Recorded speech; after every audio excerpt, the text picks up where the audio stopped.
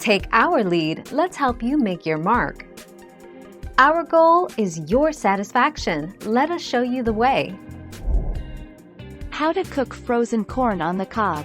Heat water, milk, butter, broth concentrate and seasoning over medium-high heat. Add frozen corn on the cob to the boiling liquid. Allow to come to a boil again with corn in liquid and cook for 5 minutes. Remove corn from hot liquids and drain. Serve hot with butter, salt and pepper.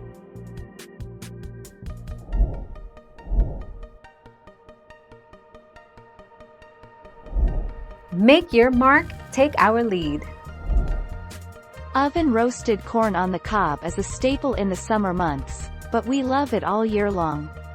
Easily cook corn on the cob in the oven for an intense, sweet, roasted flavor. You can even cook it straight from frozen.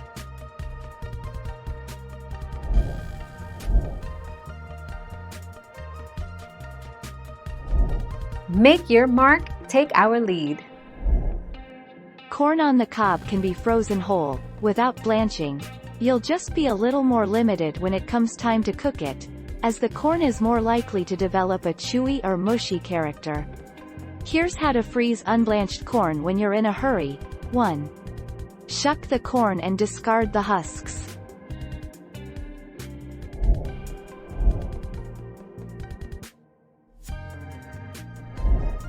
Take our lead. When it comes time to eat your frozen corn on the cob, you will need to decide if you're going to put the corn in the fridge overnight to defrost it or cook frozen corn on the cob right from the freezer. Tossing them in the fridge the night before reduces the cooking time for the oven, microwave, grill or stovetop.